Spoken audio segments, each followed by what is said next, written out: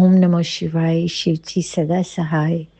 ओम नमो शिवाय। गुरु जी सदा सहाय। गुरु जी के चरणों में कोटि कोटि प्रणाम, कोटि कोटि जय गुरु जी। गुरु जी मेरा शुक्राना स्वीकार करिए, थोड़ा लेट हो गई मैं।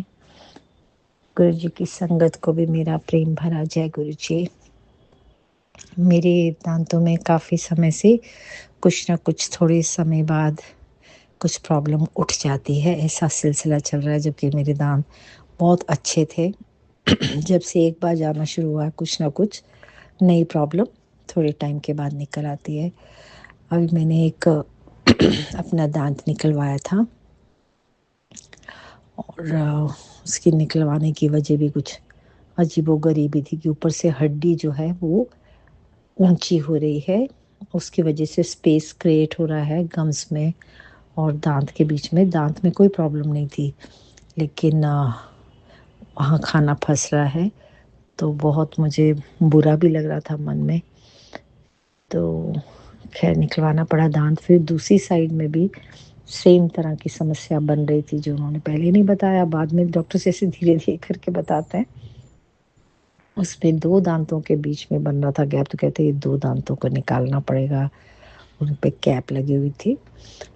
तो आजकल तो कुछ छोटा मोटा ट्रीटमेंट वो करते ही नहीं, सीधा रूट कैनाल। मुझे समझ ही नहीं आता कि इनिशियल स्टेज क्या इन्हें कभी भी नहीं दिखती है, डॉक्टर्स को नहीं पता चल पाती है। मुझे समझ ही नहीं आता। अब जैसे डॉक्टर्स की दुकान नहीं होती हैं, सीधा हॉस्पिटल्स ही हैं। इसी तरीके से डेंटिस्ट के पास जाओ तो वो छोटी वाली प्रॉब्लम बताते ही नहीं है।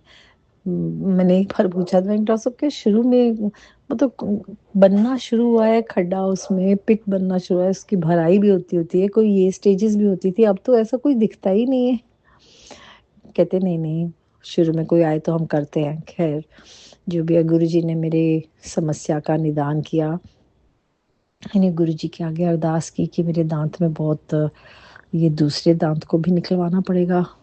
और दांतों में प्रॉब्लम नहीं है, क्योंकि दांतों के ऊपर स्पेस क्रिएट हो रहा है, हड्डी ऊपर हो रही है, ये समझ नहीं आया।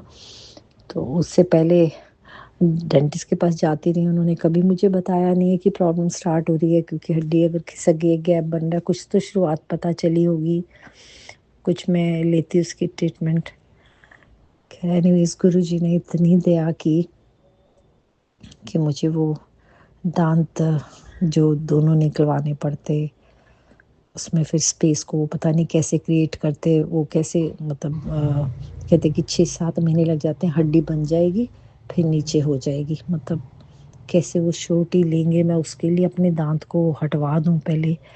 मतलब मेरे को ना कुछ समझ भी नहीं आ रहा था क्या करना है। तो मैंने तो गुरु जी के आगे अरदास रखी कि गुरु जी ये जो मेरे दांत में दर्द हो रही है वो समस्या ना हो, तो मुझे ये हटाना नहीं पड़ेगा। दांत अपने आप जाने हैं तो जाए, इनसे मुझे ना हटवाने पड़े।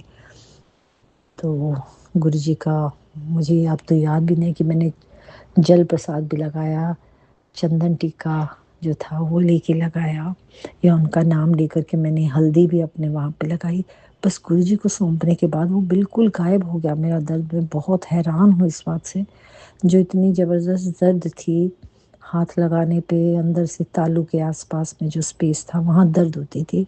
और वो कहते कि यहाँ पे आपको इतने स्ट्रॉन्ग एंटीबायोटिक्स दिए हैं, फिर भी देखो इसमें ना आपका दर्द का कारण है कि इन्फेक्शन है यहाँ पे। तो मैं बहुत परेशान थी। मैंने आज तक कोई दवाई नहीं ली, ज़िंदगी में टचवुड कोई समस्या नहीं आई। लोगों को नॉर्मली नहीं तो बीपी, थायराइड, ये सब कुछ ना कुछ चल रहा होता है। मेरी एज भी इस वक्त 68 है। तो काफ़ी मेरे को मन में ना परेशानी सी चलती थी। अभी फ़िलहाल गुरुजी ने मेरे पे इतनी दया की है कि वो उन्होंने जो मोहलत दे दी है कि अच्छी डाइट ले ले, जो हड्डी ऊपर चढ़ रही है तो विटामिन डी को टेस्ट करवा ले अपना, ये सब। लेकिन डॉक्टर के पास में जो उन्होंने काट पीट करनी थी, उससे मेरे को गुरुजी ने बचा लिया। गुरुजी आपका बहुत बहुत शुक्राना। बार बार मैं उंगली से दबा दबा के गम्स के ऊपर देखती हूँ, वहाँ पे स्पेस में स्वेलिंग सी हो जाती थी। अब नहीं है, खाना भी खा रही हूँ, चबा रही हूँ तो वो फंस नहीं रहा। जय गुरु जी, ये बहुत बड़ी बात है, छोटी बात नहीं है, बहुत बड़ी बात है। गुरु जी आपका बहुत बहुत शुक्राना। हम इतने नाशुक्रे हैं कि आराम से तसल्ली से बैठ लिए और उसके बाद में आप कर रहे हैं। गुरु जी, आपका बहुत बहुत शुक्राना, माफ़ कर दीजिएगा। और भी बहुत अच्छे अच्छे मैसेजेस आते रहते हैं। हमें समय से पहले आप आगाह करते हो जो, उसके लिए बहुत बहुत शुक्राना गुरु जी आपका। इतनी बड़ी कृपा कि हमें गुरु जी ही पहले बता रहे हैं, प्रभु जी हमें पहले ही बता रहे हैं कि सिर्फ सत्संग सुन ले और तेरा कष्ट कट जाएगा। उसमें वो बच्चे को, मेरे बेटे को कुछ ना कुछ प्रॉब्लम चलती रहती है, बाहर भी वो आता जाता रहता है। अभी भी बॉम्बे में गया हुआ था, उसके कोई फेवरेट सिंगर का कॉन्सर्ट था, उसको सुनने के लिए 6-7 दिन वहीं रहा था। तो उसको कुछ ना कुछ हेल्थ इश्यूज भी रहते हैं। तो मैं गुरुजी से उनके सत्संग सुनती रहती हूँ, गुरुजी के द्वारा भेजे हुए।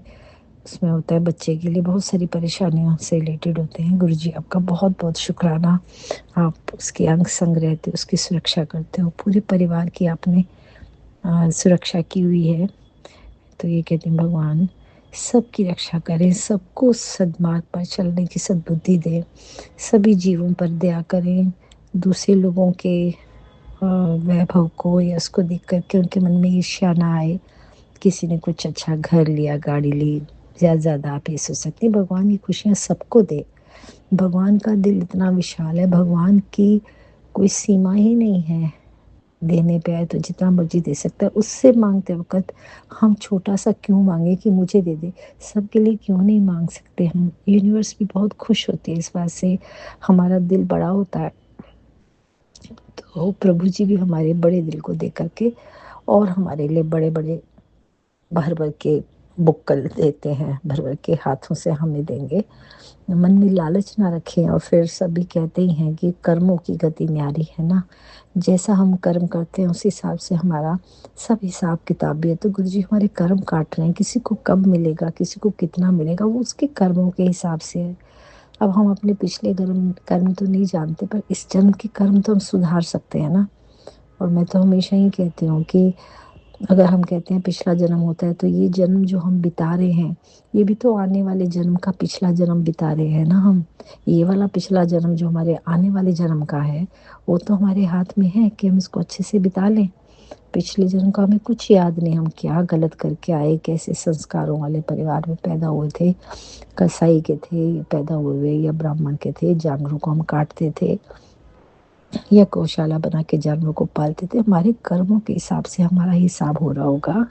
हमें किसी से कंपैरिजन करने की कोई ज़रूरत नहीं है। हमें सिर्फ गुरु पे विश्वास करना चाहिए और ये कहना चाहिए कि हमारे मन को शांति दे, सुकून दे और सबको दे। पूरे विश्व की शांति का दिल से मैं गुरु जी आपके चरणों में एक अपना रिक्वेस्ट रखती हूँ कि भगवान सारे विश्व में शांति दे। कहीं भी ये युद्ध वुद्ध नहीं हो, लड़ाइयाँ नहीं हो, बाउंड्रीज के लिए हो रही हैं, छोटे छोटे लालच है इंसान के।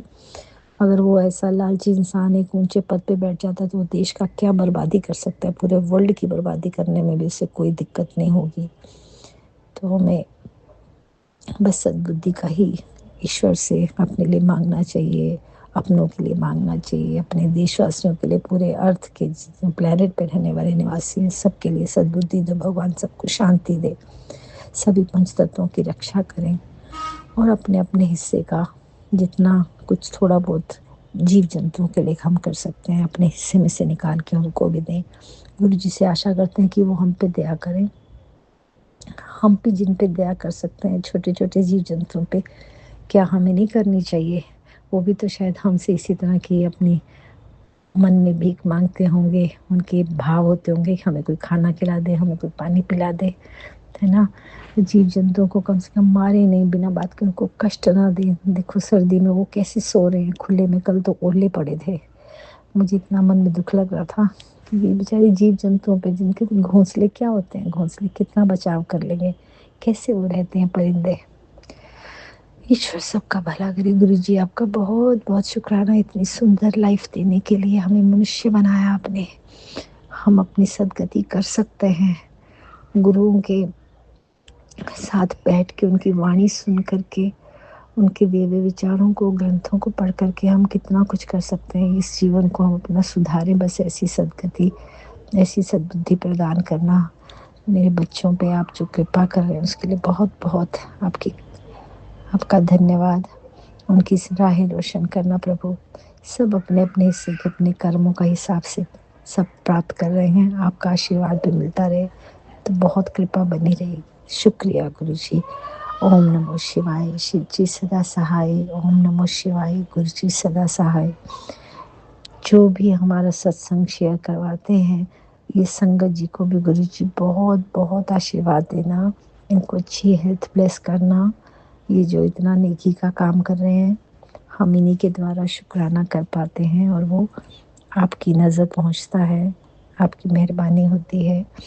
इसलिए इनको बहुत बहुत ब्लेस करना गुरु जी। जय गुरु जी। जय गुरु जी। शुक्राना गुरु जी।